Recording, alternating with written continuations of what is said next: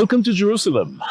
In our journey following the footsteps of Jesus in the Holy Land, we've reached our final destination, Jerusalem.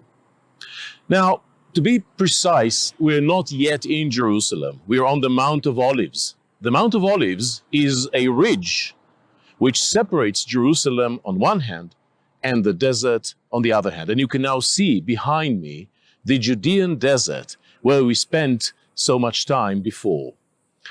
Now, the Judean desert is a local desert. It's a very special one. It's not like the great deserts of the world, such as the Sahara Desert in Africa.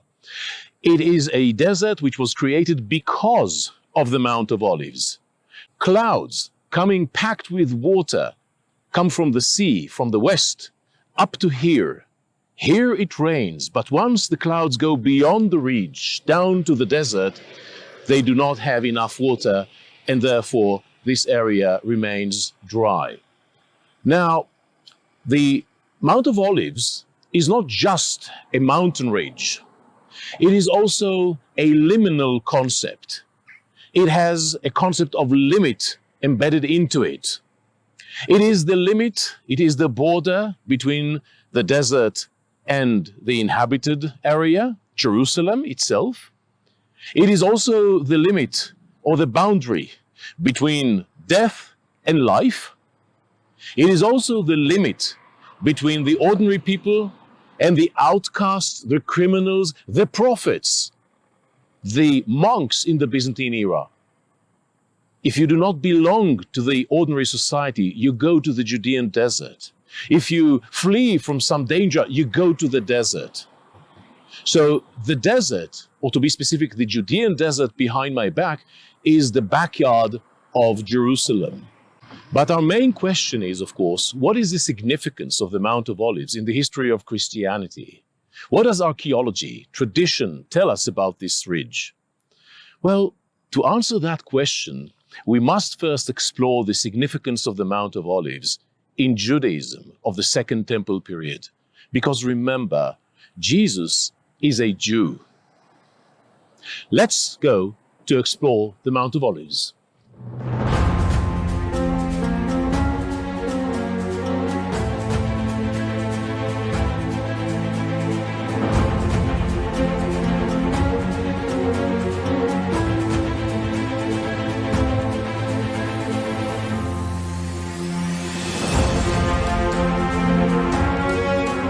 I'm now standing on the western side of the Mount of Olives. Now look around you and it looks totally different than the sight we had when we were standing on the eastern side looking at the desert. What you see behind me is ancient Jerusalem, and immediately behind that, the new city of Jerusalem. But at the focal point, at the center, we can clearly see the gilded dome, the Dome of the Rock, which is the center of the Temple Mount, but it is a Muslim structure.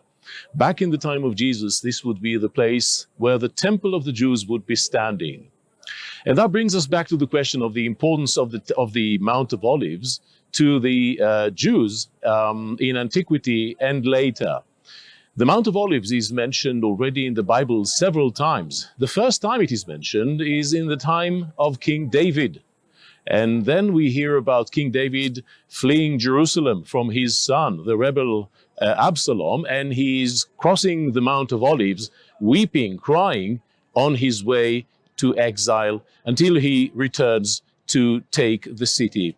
Later, in the time of King Solomon, his son, this place will become a center of pagan cult. The wives of King Solomon will have the worship places here, worshipping idols and gods that they brought from home outside Jerusalem.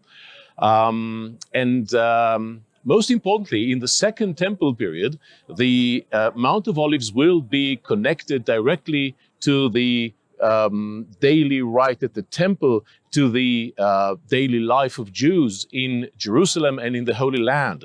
Back then, in the Second Temple period, Jerusalem was the center of the Jewish people, but the Jewish people were not centered in the Holy Land. There were many, many people living in exile.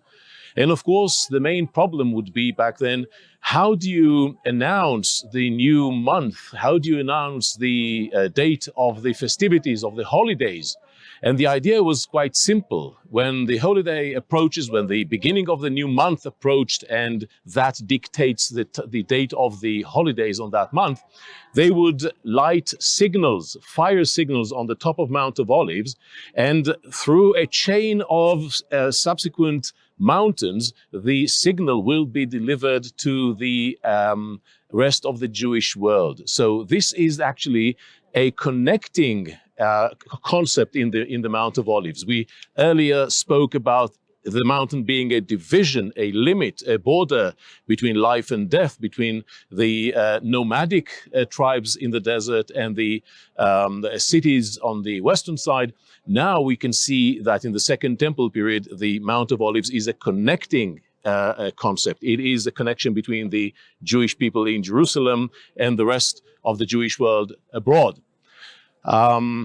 It's quite interesting to note that in the Second Temple period, there's also an ideological, theological notion attached to the Mount of Olives. When the prophets such as Zechariah, and Ezekiel, Yechezkel, when they speak about the end of days, they also mention the Mount of Olives as the place where God will reveal himself, and the Mount of Olives will split into two, and a fountain of living water will gush out.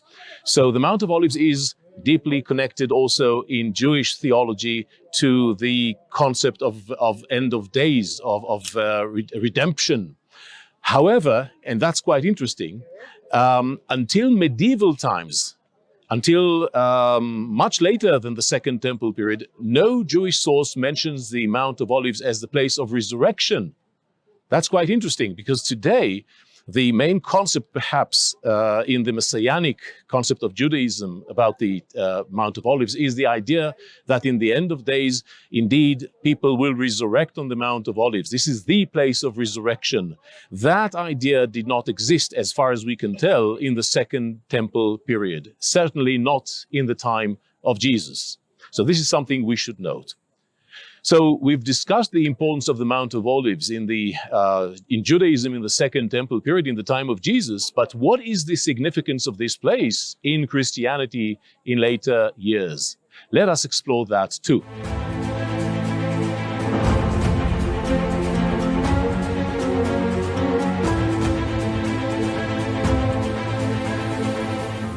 I was born in Jerusalem, and yet, for me, even though I've been here thousands of times, this is still one of the most moving sites in the world. It's so emotional. And the site that we see now is quite different than the site as it would have looked in the time of Jesus in the end of the Second Temple period. For instance, when we look at the Temple Mount behind me, of course, the prominent building would be the temple, standing at the place where the dome, the gilded dome, is standing now. And of course, the city as we see it today would be quite different than the one in the Second Temple period. Think about the towers, the modern concrete buildings. They didn't exist back then. The one thing that did exist is the cemetery that we see down below here. This cemetery is a relatively modern, medieval and modern cemetery. This was always the necropolis, the city of the dead of Jerusalem throughout its history. In the time of Jesus, at the end of the Second Temple period, obviously the tombs would look differently, but there would be many, many tombs. We have found many of them in excavations, some of them are still standing, and they're quite prominent. So this would be the necropolis, and beyond that, the valley of Kidron, and beyond that, the city. So we are here in the city of the dead, and over there, it's the city of the living in the Second Temple period. And when we think about the significance of this site in the beginning and in later times in the development of Christianity, we see that there's a major shift compared to what happened here during the Second Temple period. In the Second Temple period, as we said, It's mostly focused on the historical events, the Jewish law, the signaling to the diaspora about the date of the new month and the holidays, and of course the theological issue of the end of days. But now when we speak about early Christianity, we're focusing more on one simple story, the final week in the life of Jesus. This is the main story. And especially in early Christianity, in the Byzantine period, in the 4th, 5th, 6th centuries, when we discuss the Mount of Olives, it is linked to the story of the ascension of Jesus. As we all remember, according to the Gospels, Jesus was crucified, later he was buried, and then he resurrected on Sunday, and 40 days later, he goes up to heaven. That happens where? Well, it happens according to tradition right here on the Mount of Olives. When we think about the concept of the ascension of Jesus here on the Mount of Olives in early Christianity, it's worth noticing that there's a parallel tradition also in Judaism, not about Jesus, of course, but about the Shekhinah. The Shekhinah, it's a Jewish term, it's a Hebrew Jewish term. It means the presence of God on earth. And the idea is, according to the sages in the Byzantine era, in the first centuries after the destruction of the temple, the idea is that the Shekhinah was always in the temple, but once the temple was destroyed in the year 70 AD by Titus, the Roman general, at that point the Shekhinah left the temple and moved to the Mount of Olives. For how long? For 3.5 years. And from here, the Shekhinah went up back to heaven. So in Jewish concept, this is the Mount of Olives is the last place where God was present before the rise to heaven. You see the similarity between the idea of ascension in Christianity and the idea of the divine presence on earth, leaving earth at this precise point. Scholars are divided as to the historical relation between these two concepts. Some claim that the Christian concept of ascension was influenced by the Jewish concept of the ascension of the Shekhinah from this place. Because Jesus was a Jew and the first apostles, the apostles were Jews, many of them, not all of them. It makes sense. However, some scholars recently claim that it's the opposite. That is, first there was the Christian concept of the ascension from the Mount of Olives, and only then came the response, the Jewish response, saying that no, it's not Jesus who ascended to heaven from here. It's actually the divine presence, the Shekhinah. So in this sense, it may be a polemic issue here. It's an idea of a disagreement between early Judaism and early Christianity. But the ascension idea is not the only concept which is linked to the Mount of Olives in early Christianity. There are different events in the life of Jesus that are associated with the Mount of Olives or its surroundings. Think, for instance, about the resurrection of Lazarus. Lazarus actually lived on the eastern side of the Mount of Olives. And when he died, Jesus comes and resurrects him. It happens on the Mount of Olives. Again, a concept of resurrection linked to the Mount of Olives. Another story about Jesus in the New Testament is about him coming down from the Mount of Olives, going down to Jerusalem, to the temple behind me. And when he does that, he foresees the destruction of the temple, and he weeps, knowing what's going to happen. Now, this is also an interesting concept. Think about King David. I told you earlier that in the first mention, the first record of the Mount of Olives, or the Olive Ascent, as it is called in the Bible, and the Bible tells us that when David flees Jerusalem, he goes up on the Mount of Olives and he weeps. Now comes Jesus, the son of David, according to the Gospels, and he weeps going down when he sees Jerusalem. You can see the theological connection between these two ideas. But in the Gospels, the Mount of Olives is also linked to the story about the last hours of Jesus on earth. And that happens, according to tradition, in a place called Gethsemane. In Hebrew, Gat Shmanim. Let's go and explore the site of Gethsemane.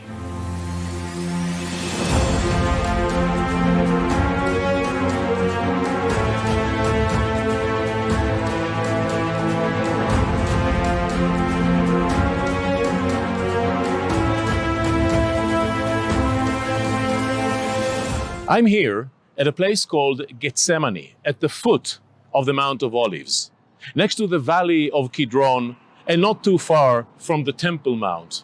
We're to the east of ancient Jerusalem. And you can hear it's quite busy here. Noises of cars going by, buses, tourists, and so on and so forth. I can assure you, this was definitely not the situation at the end of the Second Temple period in the time of Jesus. Now, the name of the place is Gethsemane.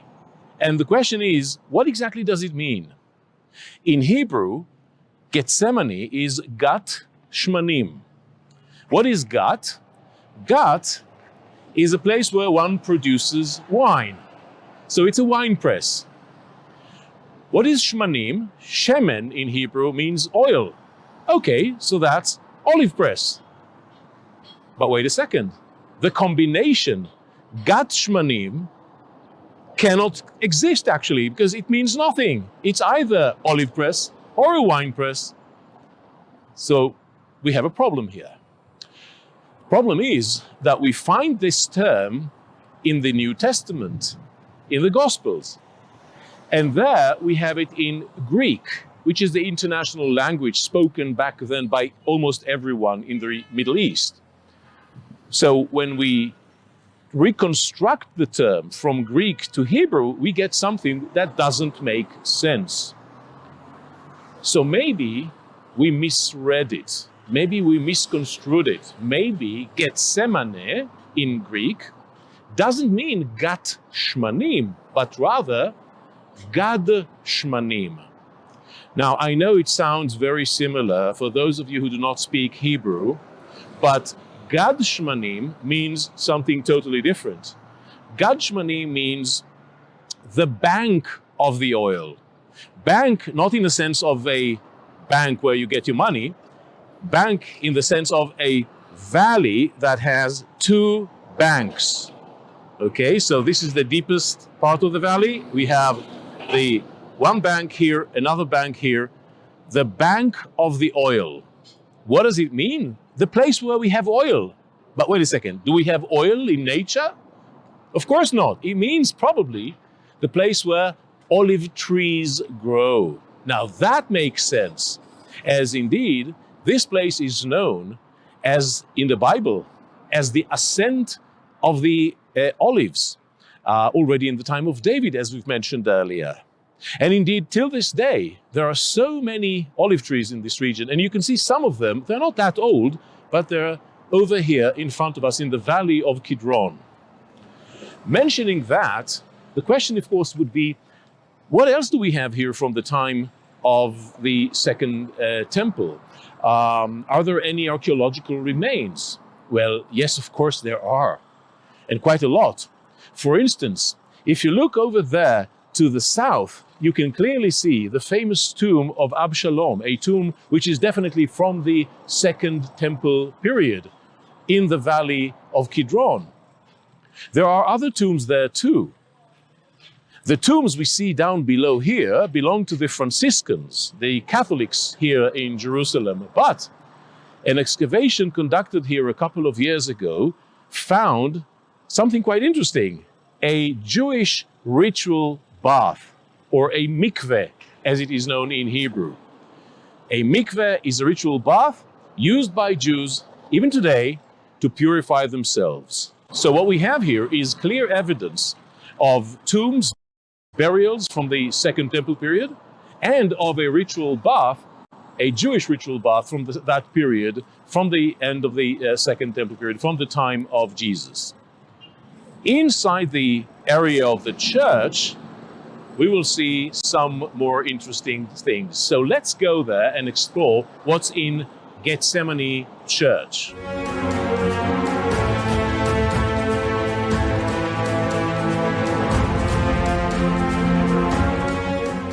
Here, inside the courtyard of the Church of Gethsemane, we can see more archaeological remains, but from a later date. We've discussed the Second Temple period. Now, we can see remains from the Byzantine period and the Crusader period. In those periods, there were two churches built here to commemorate something. Not only that, the modern church that we're going to see in a moment was built in 1924 by an architect called Antonio Barluzzi. It belongs to the Franciscan order in Jerusalem. They represented the interests of the Catholics here for hundreds of years until the middle of the 19th century, and they own this place still today. And it's, for them, one of the most important sites in Jerusalem, religiously speaking. So they built here the church in 1924, and they gave it three names. One is Gethsemane Church. Two is the Church of the Agony, the suffering. And three, the Church of All Nations. All Nations meaning it's named after the nations, the Catholic nations that donated the money to build this church in 1924. So obviously there's much importance in this church. And the question is, why was this church erected here? Why were there a Crusader church and a Byzantine church? Something of importance must have been here in antiquity. Let us now go into the church and explore that.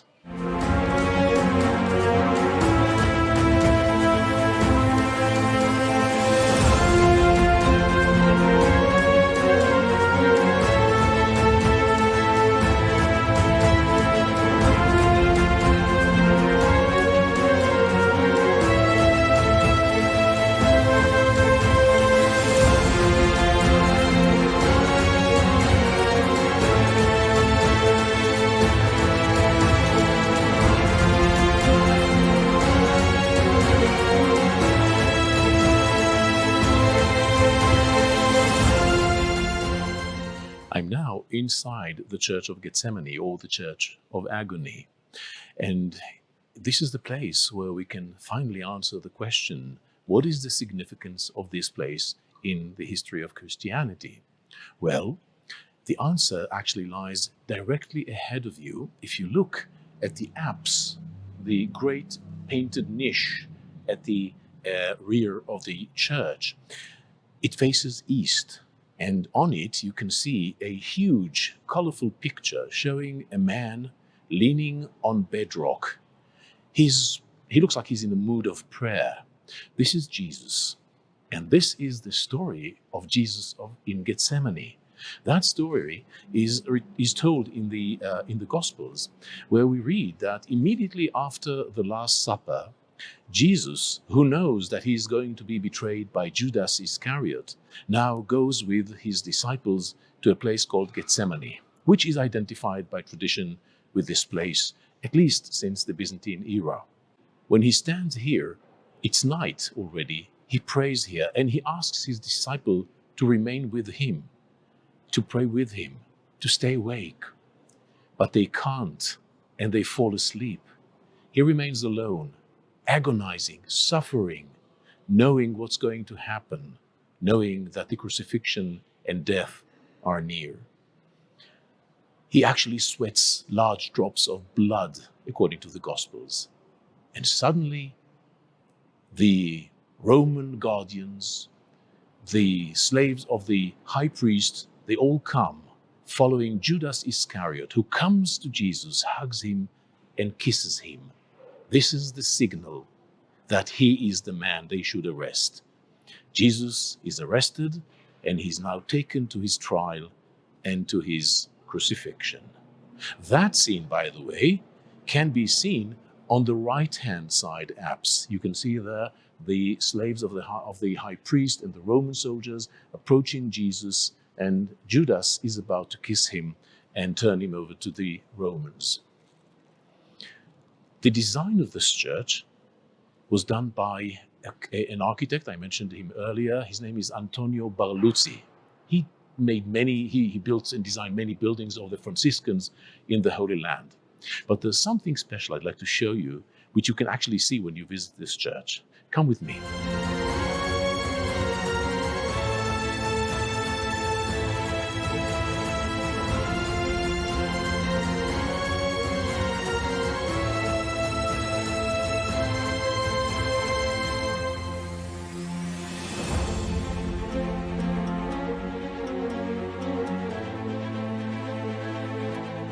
look around you, it's truly a magnificent building.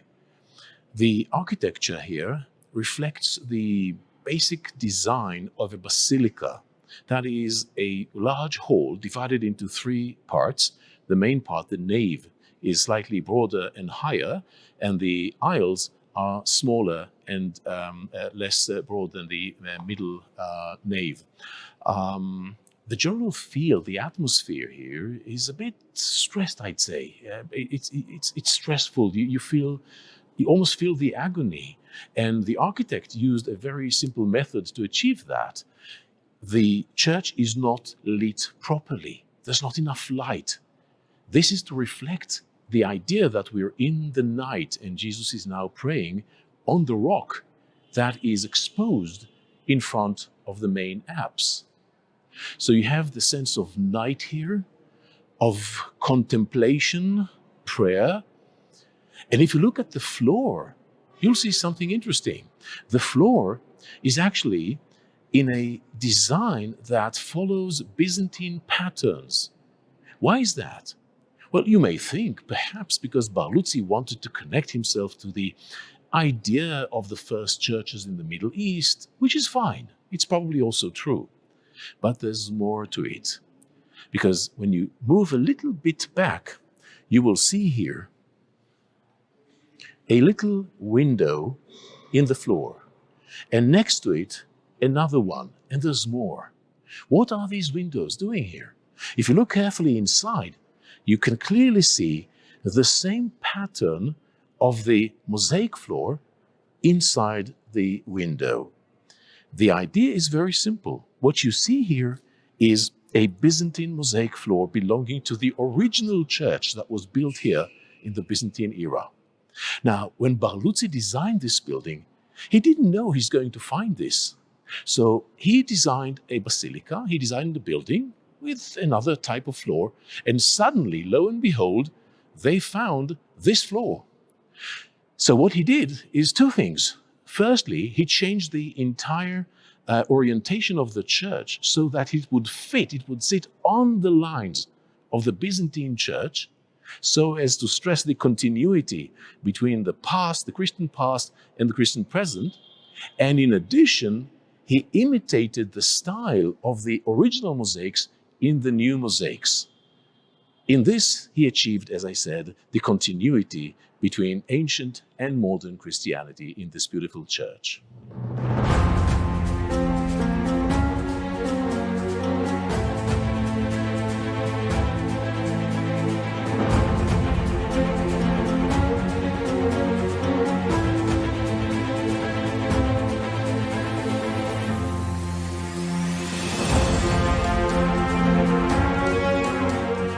Many times people ask me, is there anything here that we can see that actually belongs to the Second Temple period?